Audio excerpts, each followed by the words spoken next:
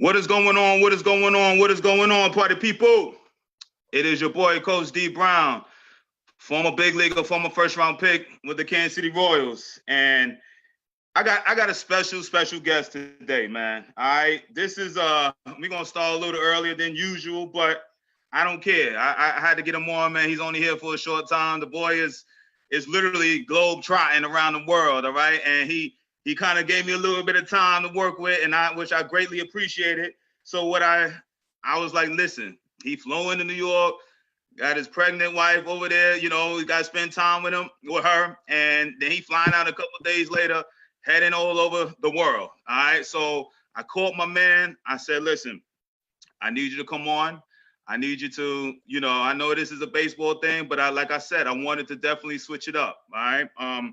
Switch it up more than, you know, we're going from one extreme from baseball all the time, talking sports and college coaches and recruiters and ex-MLB and the coaches and the scouts and all of that. And I said, let me go get my man over there. And let's talk a little sports over here, talk about a little b-ball and how about I just bring on, you know, one of the, I bet you everybody that's on here have seen the Harlem Globetrotters at least one time or two in their lifetime. All right. So I've known this dude over here since he was a snotty-nosed, big-head kid, all right, running around, all right, the house, all right, as a little youngster.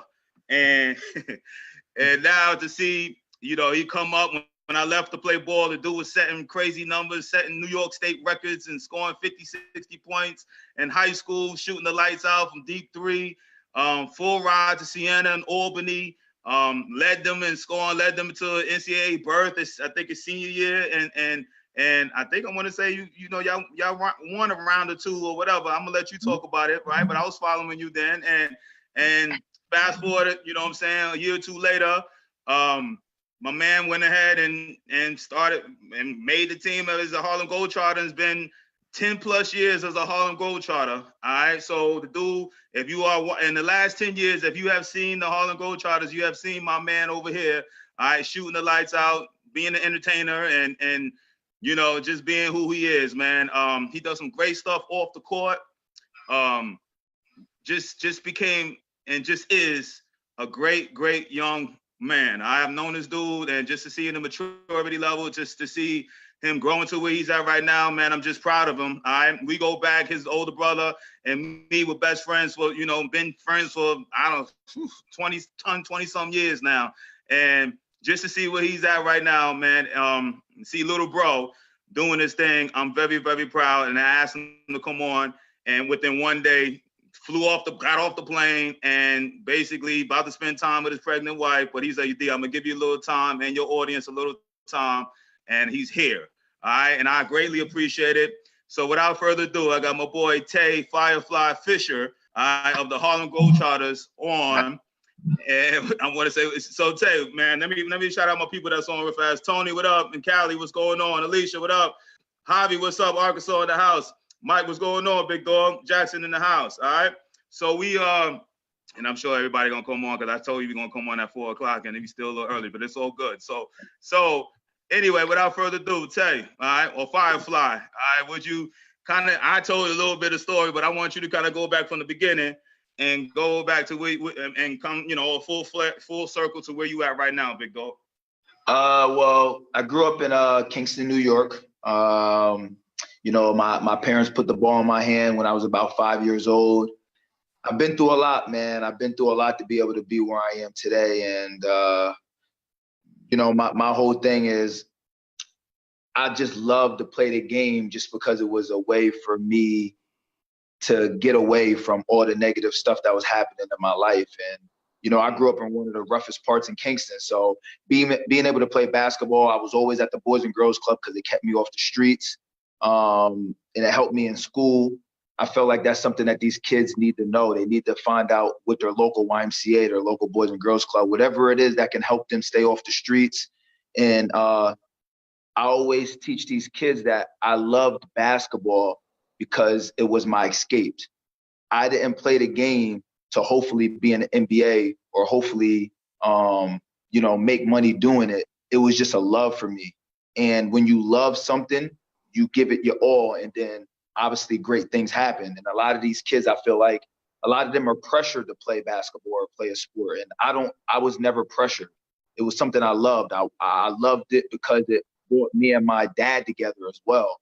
So, and that was somebody I looked up to then, and I still look up to now. So now I'm able to play on, I got a full athletic scholarship to Siena College. My parents didn't have to pay any money.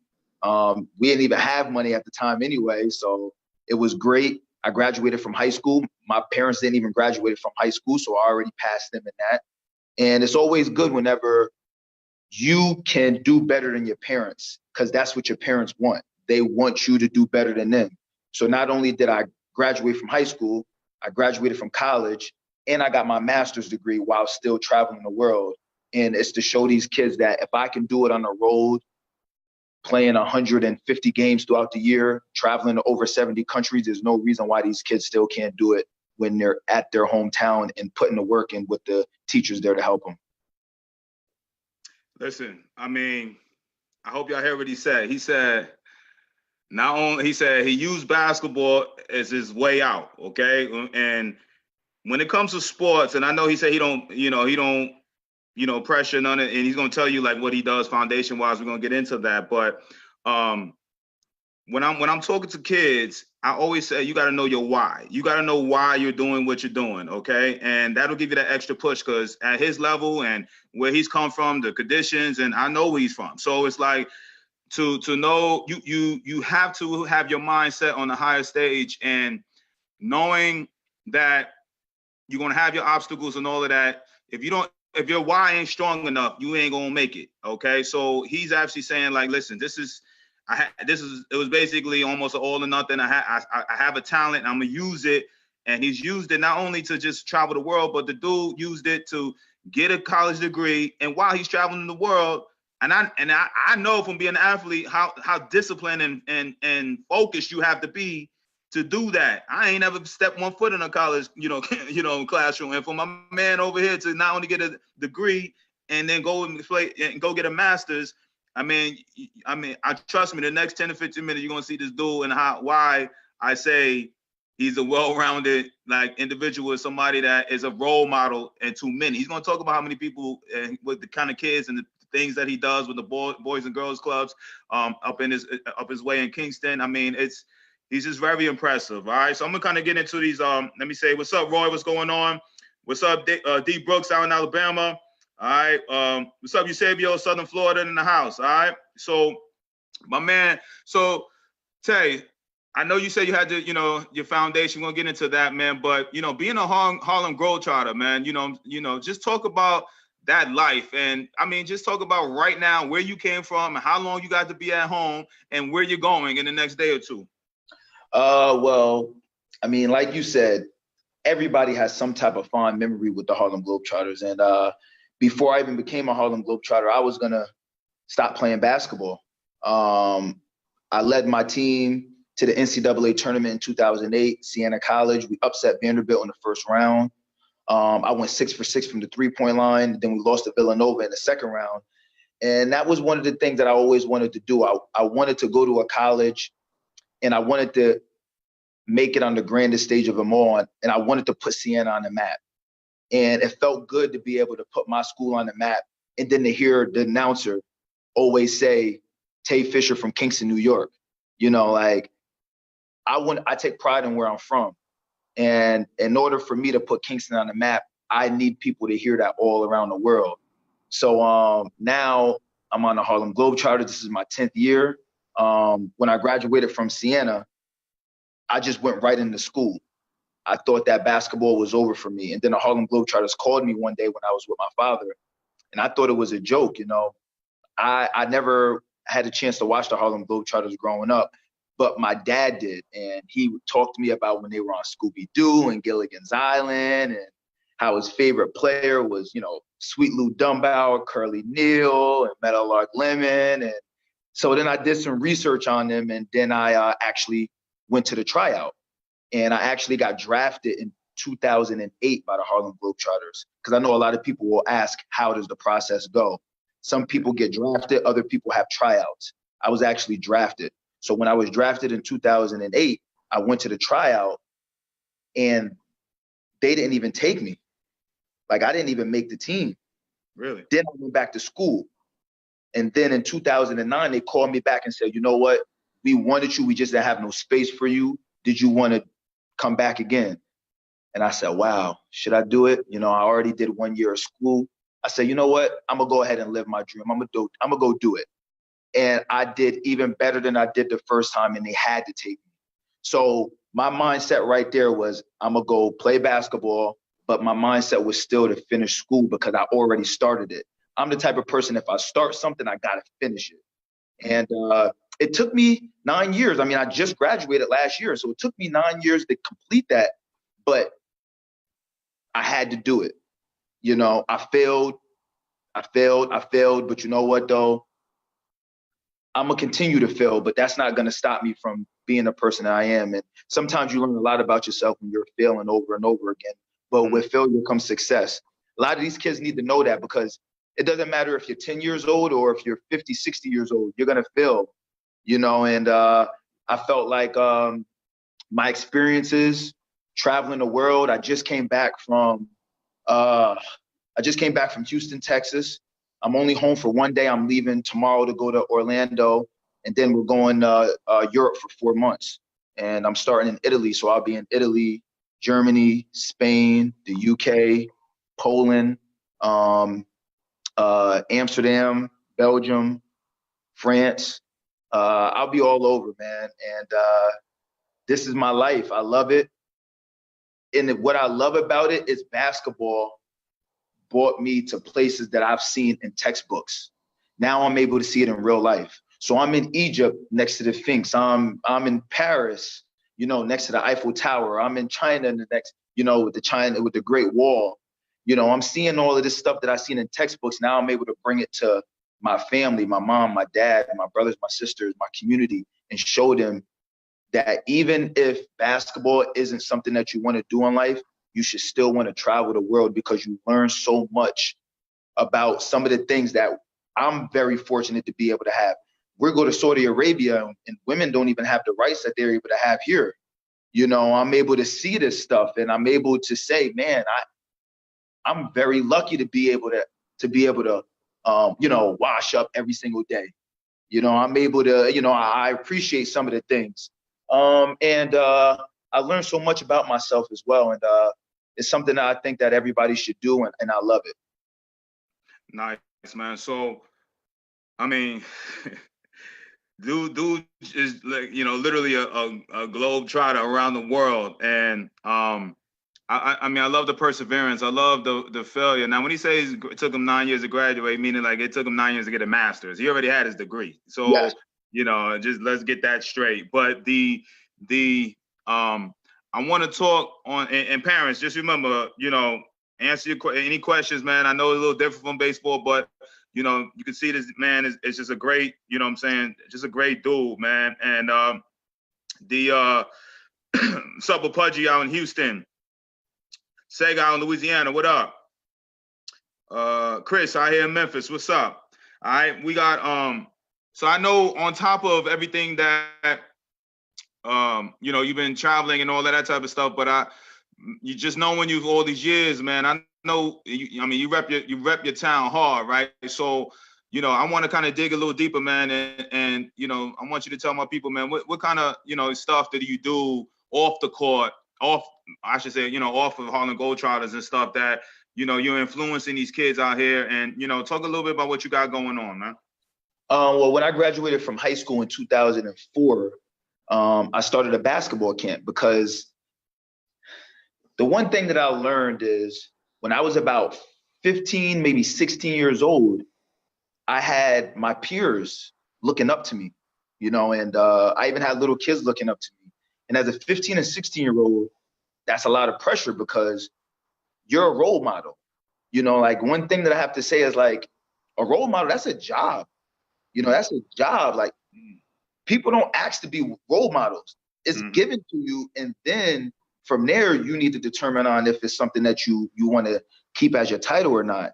And I was considered a role model at a young age. So I had to watch what I said. I had to watch what I do. I had to watch how I talk to people. And it was really hard for me, because as a 16-year-old, I was still going through like an identity crisis. I didn't know if I wanted to be in the streets, or I didn't know if I wanted to be a good student. I didn't know if I just wanted to focus on basketball. I was being disrespectful to my mom and my dad. I was really having a lot of stuff going on with me at the time. I had an attitude problem, a lot of things that a lot of typical teenagers go through. Um, and when I noticed that I was just making a difference in people's life, I started a basketball camp, and this summer will be my 15th year doing it. Wow. And it pretty much started as just when I got a full athletic scholarship. I just always wanted to come back home and let people know I didn't forget about them, because honestly, I know a lot of people that leave and just never come back. And I don't want to be that guy. I'm always coming back to my mom, my dad. I'm always coming back to my city. I'm always coming back to the kids. And now I play in Albany, and I have a lot of people come watch me play. And a lot of them are 5-year-olds and 6 years old. They don't even remember me playing in high school or college, but they always see my face. And I'm always teaching them about working hard. And there's a lot of people that always preach it, which is good. But now I'm fortunate to be able to preach it and then also show them at the same time. This is how you do it. All right. This is what I want to show you how to do. When I'm telling you to go in the gym and go work on your skills, I got to do the same thing, and obviously that's going to stop one day, but I want to be able to do it as much as possible. And I have a basketball camp back home. I have a breast cancer event back home where all my campers get a chance to play and help raise money for Breast Cancer Foundation, where all the money stays local. They don't go to Susan G or anything else. I have nothing against those other organizations. But again, I want to put on for my city. I want people to benefit that I know. I like to see that woman that said, Tay, you helped me because I didn't have the money, or I needed a mammogram, or I needed, money because my kids was going to school. I wanted the money to go to them. So I have a breast cancer event. I have a Christmas clinic where I get a Santa, and all 5 and 7-year-olds come and, enjoy themselves with Santa. And I try to do as much as I can with my limited time home. But as much as I travel the world, I can never say I don't have enough time to get back. And if I am busy, I make time, similar to what we just did. I told you I was busy, but you know what? When you want to do something, you'll find out. You'll find a way to make it happen. And I'm happy that I was able to do that with you, D. Amen. And I appreciate it. I do, man. It was just such a spur of the moment thing, man. So, my man Chris asked, when did your desire to begin leading happen? You know what I'm saying? When did it click for you? I think it clicked maybe when I was in college, probably when I was 21 years old. That's when it clicked, because I've always been a leader, I think, on the court. And what people don't understand is, in your sport, however you act in your sport, that's kind of how you are off the court. If you're a hard worker off the court, you're probably a hard worker in your sport as well. It doesn't matter if it's baseball, whatever. So like when I was in high school, I had a bad attitude, and to be honest with you, that's how I was off the court too.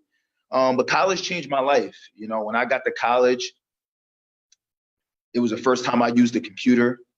It was the first time I ever wrote an essay. It was the first, like, college changed my life. And it's very important, for you to go to college. And obviously there's a lot of successful people that didn't go to college, but I felt like everybody's different. And I needed college to be able to bring me back to how I should be as a person. And I think that's when it clicked for me as being a leader. And now I'm leading with the Harlem Globetrotters, and I'm still leading in my community. So I think that that's very important.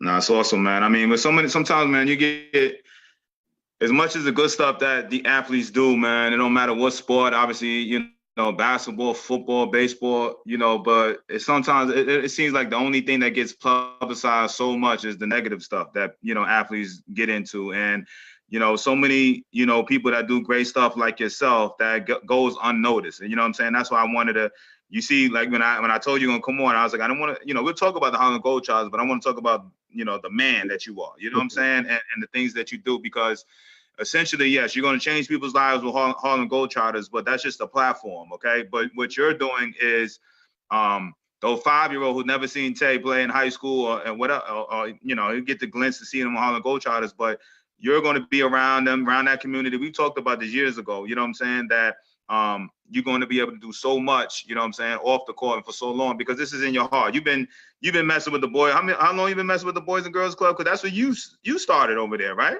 That's when I started, when I was about 9 years old. In the Boys and Girls Club, right? So, and the Boys and Girls Club, man, that changed me. Like, it's crazy because I'm on the team with the Harlem Globetrotters, and we're all from different areas. Detroit, Atlanta, Alabama. We're all from different places. We're not all from New York. So when you get a group of athletes, Black athletes together from all different parts of the world with different experiences, I'm telling you, man, magic happens. Magic happens, and that's where the Harlem Globetrotters come from. Now we're creating magic because now we're all coming from different parts of the world with different, with different difficulties and experiences, and we're creating a brotherhood. And when you see us on the court, that's what you see. Like, we generally care about each other.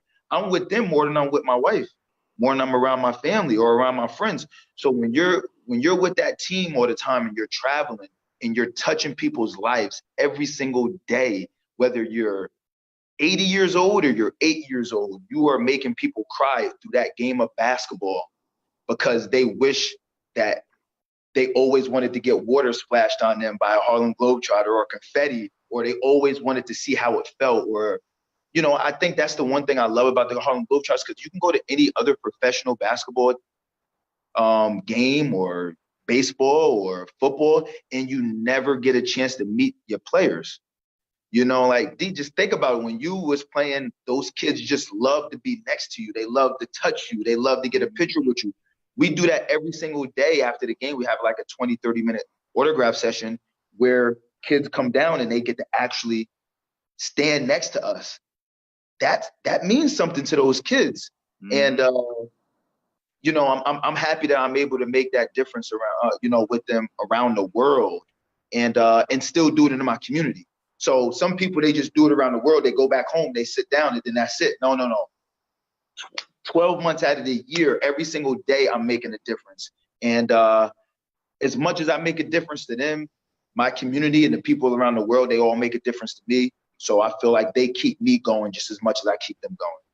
Nice, man. I love it, man. So, I love what you said about the team, you know what I'm saying? Being around like your boys and your team, because like I've said that multiple times, like you spend way more time with those dudes than you do your own family, and you touching on a lot of things, man. But I want to know like what's Tay's Firefly Fisher's long-term vision? Like what what's your long-term vision when it comes to just life in general? Like what are you trying to accomplish with the platform you've been given, and what are you going to do in the future with this? Well, everybody knows sports come to an end at some point. I can't dribble the basketball forever. I went to school to finish being a teacher. So now I got my master's degree in childhood education, grades 1 through 6. Is that what I'm going to do? I don't know, but it's there. And I wanted to make sure that I was there. Teaching was something that I always felt like even on the court at my camps or whatever, I'm teaching. You got those kids that are not as good, and then you got those kids that are really good. And your goal is to get that kid up there while at the same time making sure the upper kid doesn't go down and he continues to evolve. That's how it is in the classroom as well, with any subject. And I wanted to do it in a young age with grades 1 through 6, because I feel like the kids need to know how to do it early. They need to know that they're loved. They need to know what it takes to be great at an early age, because sometimes middle school and high school, I ain't gonna say it's too late, but sometimes they're already forming themselves, So I want to get to them early, man. I felt like I just want to be that person I wish I had growing up. If I had a person like me, I mean, sky's the limit, you know what I mean? But now that I've learned so much about myself and what I'm able to do, I just want to share it with everybody. And just imagine me being a teacher, bringing in all of these experiences from the world into my classroom. It's like, I feel like it's amazing. And, you know, that red, white, and blue basketball that we play with, you know, that's like my diversity. You know, it's like, it doesn't matter what color you are. I'm going to show love to you. White, black, it doesn't matter. And the Harlem Globetrotters, we represent the USA, man. So we go there and entertain the troops every single year. You know, like there's nobody in the world that probably understands the life of a Harlem Globetrotters than our troops, because they're away from their families all the time. And we love them because they allow us to do what we do every single day. And at first, when we went to go entertain the troops, when I went to Iraq and Afghanistan and everything, I'm like, man, I don't think they're gonna love this. They're like little kids. They're like little kids. And you know, I think it's great. And spending time with them, you learn so much about yourself, and so many experiences and so many memories that I have that just keep growing, that I feel like I'm forming the person that I want to be in the future. No, you definitely are, man. I got a one or two questions. What's up, Jerry? You came on. What's up? I got a couple, man. I wanna get back to that adversity, and then we'll clean, you know, a few more questions, man. Get you up out here about 4:30, 5:30 your time, man. I appreciate again you coming on, man. But I want to talk. I mean, everybody loves a underdog who makes it. You know what I'm saying? And you know, and I hinted at it. You talked about it, man. But I want to, you know, without getting, you know, you get as personal as you want, man. But I want to know, you know, your humble beginnings. Like, yo, what are some of the things that you had to endure growing up? You know what I'm saying? Everybody always thought that I wasn't gonna make it because of my size. I mean, I had people think I wouldn't make it because of my color. I mean, there's so much, man, that I had to go through. But I had people like my brother, who you really close friends with. I had my mom, my dad. I had even my teachers. Like, they all believed in me, and they saw. Sometimes you never really know how good you are until later on. And again, like I told you before, I love to play the game. It wasn't because I thought I was good. It just made me feel like I escaped the streets. And my teachers, they were like, "You're really good." And my coaches were like, "You're really good." And I didn't even play. I played JV in 8th grade. I was 13 years old playing on a high school team. They had to come pick me up at the Boys and Girls Club and drag me down there. I had Timbs on. I didn't even have basketball sneakers, but they came and got me and said, "You need to be here." And I played in 9th grade on varsity, ended up being 2,119 points in my high school career, scored 61 in one game, was in Sports Illustrated, New York State record in three-pointers, 339 made three-pointers. And this is all at 5'9", 5'8", you know, so I wasn't tall, you know, and you know how it is in sports, man. You can't teach height. It is what it is. That's right. You know what I mean? Hey, I got a problem with it. I said something to my mom, like, "Mom, come on, if you were taller, I'd probably be in the league right now." Right. But, you know, I always had a big heart, you know what I mean? And, like, I always went out there, and I always felt like I was the biggest person on the court. I always felt like I was the best person on the court. And I feel like right now with these kids, they have to have confidence, man. Like, confidence is everything. Like, you got to know you belong. And I still go through this now. There's days where maybe I miss jump shots, and I got to, like, take myself back, and I got to say positive thing. Remember, nobody talks to you more than you. So you got to always do positive thing to yourself. You can't rely on other people, man. But, you know, you got to teach these kids, man. It's all about confidence, and they got to have it. In order for them to have that confidence, they got to always put in that work. I always put in that work. The Boys and Girls Club means so much to me because I would have the staff people open it up for me at 6 a.m. before I went to school. That was when nobody's watching. You got to do things when nobody is watching. I wanted every year my coach to say, whoa, you got better. While all them people think I was playing video games, I was working on my game. You know, I always have something to prove, not only to other people, but to myself. I wanted to be the best version of myself. And I honestly feel like I am getting the best version of myself, but I feel like there's so much more left in me. And I'm gonna get it out. You know what I mean? I'm gonna get it out. And you know, I remember you saying about your why. My why was my city. My why was my mom and my dad. You know, my mom lost her leg and then she lost her other leg and she never even made it to my graduation at Siena. That's what made me say, I'm going to graduate again. So she could be there. And she was there last year. And it was the best feeling ever because I didn't feel accomplished looking over and not seeing my mom there. I needed to do it again. And if I have to do it again, I'll do it again. But that was my why. And it's still my why. But now I have a baby coming in June. Now that's my why.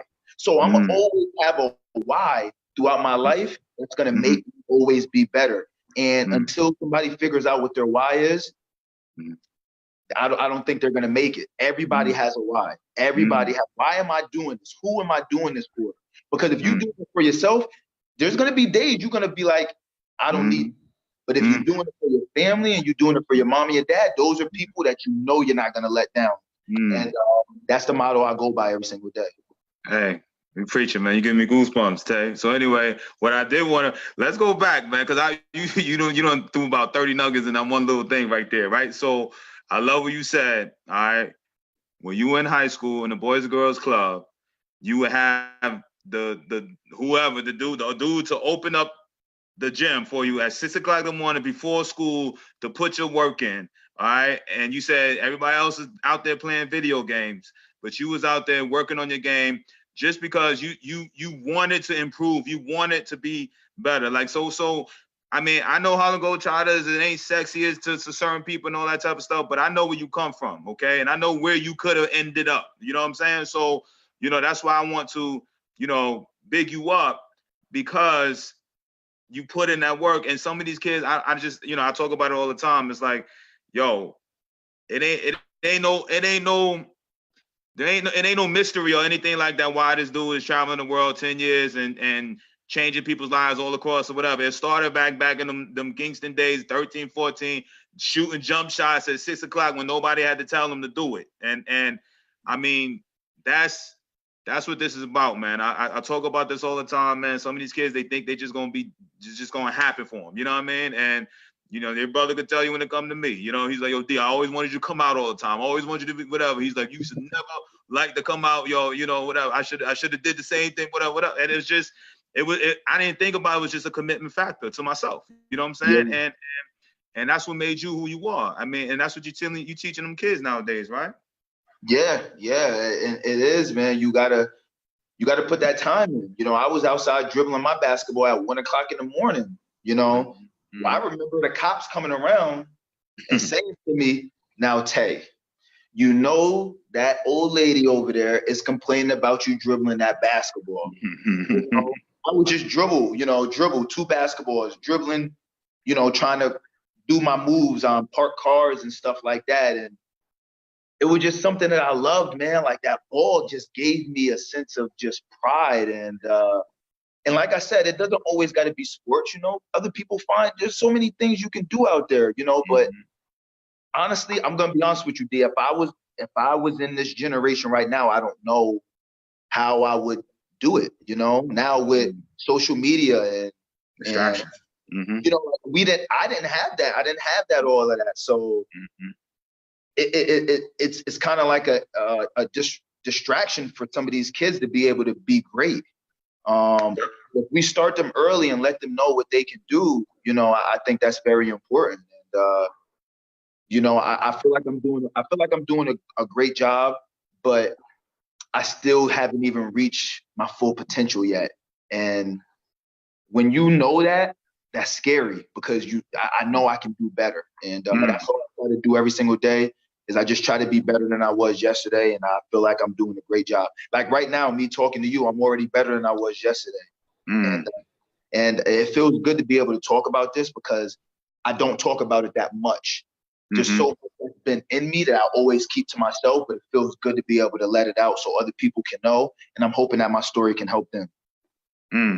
I love it, man. And you are. I mean, and it'll be heard, this stuff is taped, and it'll be, for the rebroadcasters and repostings and the shares and all of that, people will hear this, man. And they need to hear it. And especially kids, they need to hear, like, yo, I mean, they don't. That's why I love bringing on people. I always tell my parents, and I just want to bring on people that are, are influential type of people, man. I mean, yeah, some of them are guests that can help and just educate the parent. For some of these people, I just like hearing stories, and I know everybody want to hear, stories of how, the adversities, the stuff that it takes to make it, and it's to live a dream, live a life, and change other people's life in the process, man. So I got one or two more questions. I'm gonna get you out of here, Tay. I know you gotta go for the family, and we started a little later, and we're gonna end a little earlier than we usually do, guys. But what's up, Latoria in Texas? What's up, Mr. Perillo up there in Marlboro? What up? All right. What's up, Mark in Indiana? What's going on? All right. Lawrence out here, Memphis. What's up? All right. Jerry in Mississippi. What up? So Tony and Callie asks, how often do you guys practice as a team? I know you guys put on a good show, so just wondering how you guys stay on top of your guys' game. We practice every single day. Every day before doors open up and people start coming in, we'll practice for hours. What people don't understand is that the tricks and everything you do see us do, that's all great, but we all got recruited as great basketball players first. And not to sound boring or whatever, but even back in the 50s, that's all they thought the Globetrotters was able to do was do tricks until they beat the Minneapolis Lakers 2 times, who was the world champions. So we're all great basketball players, so we always got to keep those skills going. I couldn't even spin the ball on my finger when I first started. I couldn't do none of the tricks. So being on the Harlem Globetrotters, it taught me how to basically learn something all over again. So now I know how to do tricks. I know how to catch the ball on my neck, make it into the rim, flip it between my legs, hit a half-court shot, go up in the stands, hit it off my butt into the basket.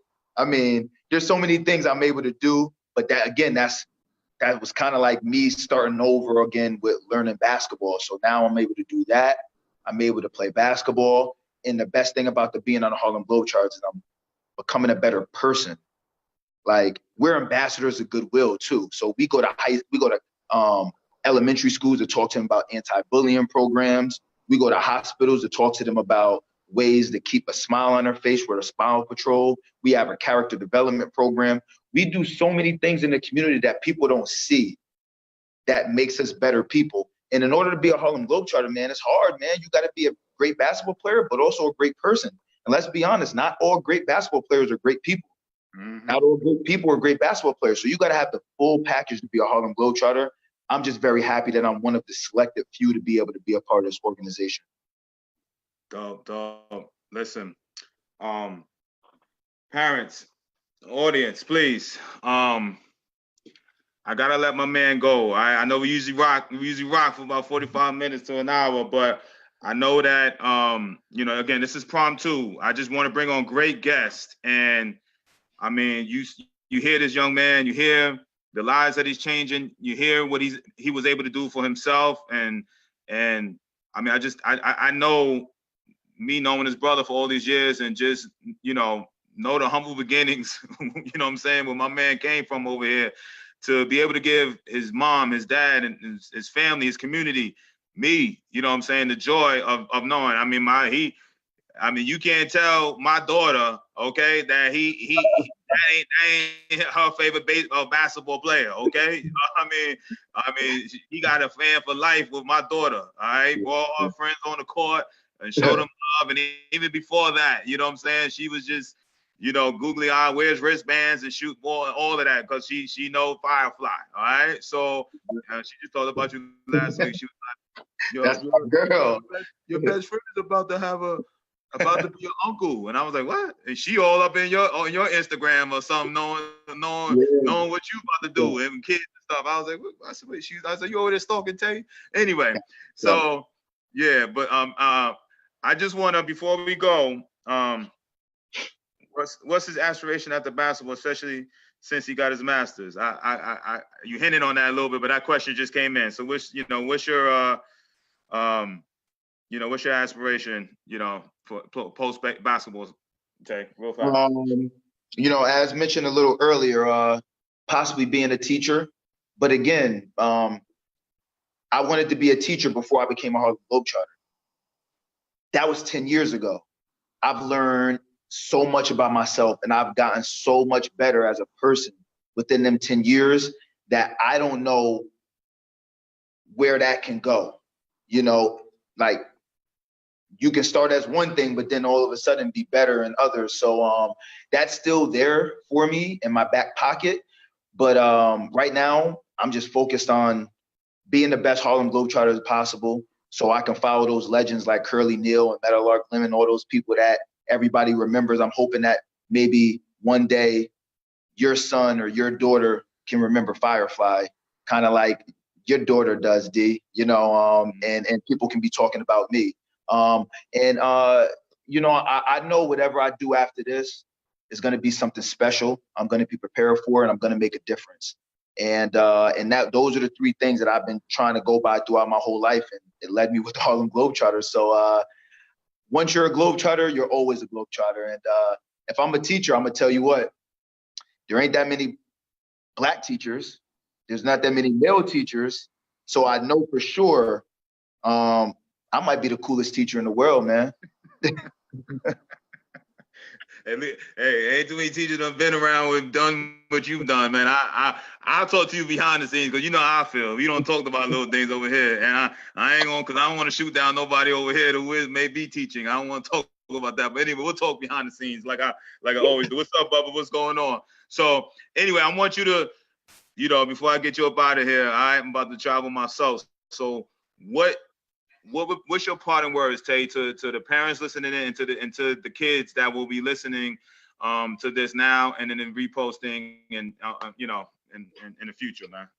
For all the kids, man, like, whatever you think you can do it. Try your best.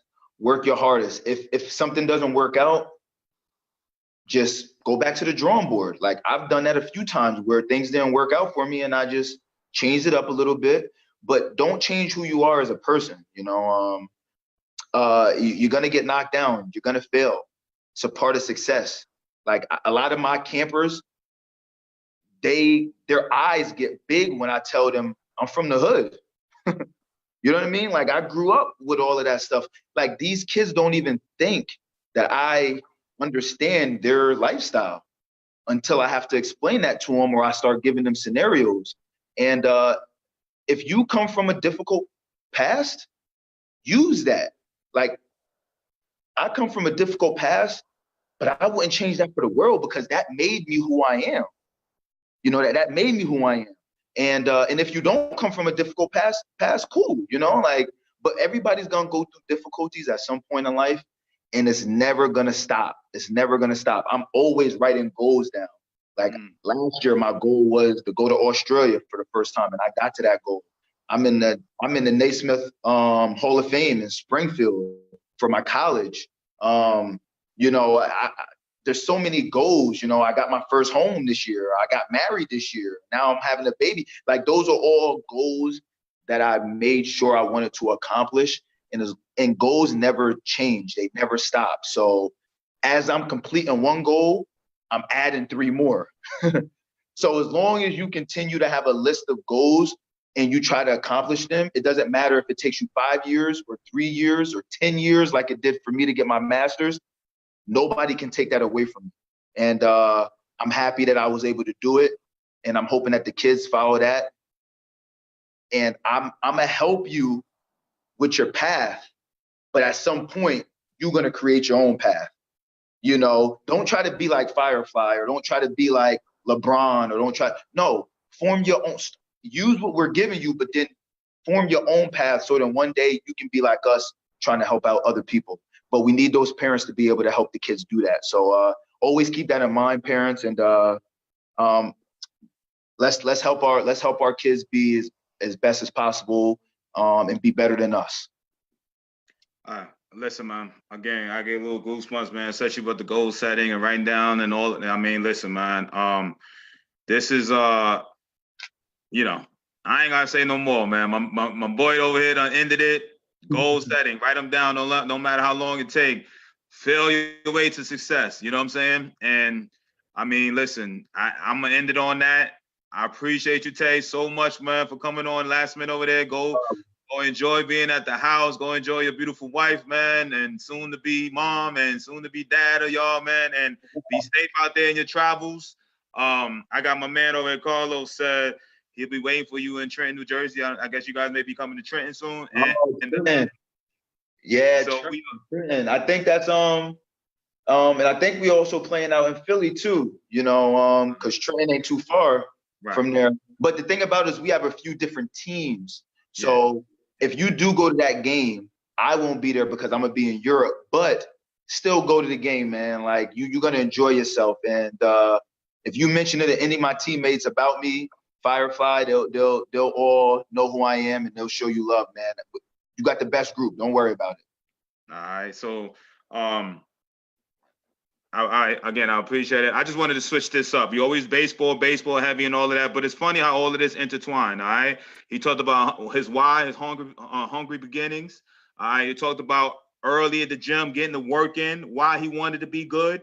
All right. He talked about traveling and teamwork. All right. Being around his teammates, being a difference maker, writing down goals. All of that is universal. It ain't about basketball, anything like that. That's just a formula to success. Bottom line, master's degree, education, how much importance he traveling the world and still getting his education. Okay. So I'm definitely proud of you. All right. I know we ain't had that heart-to-heart talk like we usually do once a year or so. It's been a while. I know you done brought you home and pregnant, with your wife and all of that. We'll talk and rap after you get back from worldwide touring.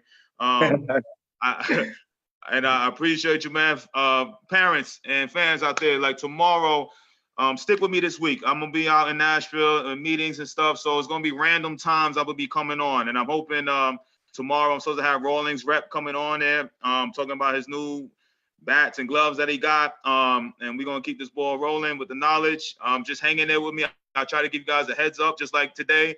I promise you yesterday, this was not in the works, in the plans. It just so happened, boom, text here and there, talked to him late last night, and boom, he's on. So a lot of that stuff will continue to happen, man. So I'm gonna say peace to all y'all listening in. I love y'all. Tay, I love you, my brother. Man, thank you so much for coming on. And we will good luck out there in Europe, and tell your knucklehead brother to holler at me, all right? I will, man. Thank you for having me, D. I appreciate it. Keep doing your thing, man. I appreciate it, Tay. I'll see y'all tomorrow. Peace and love, y'all.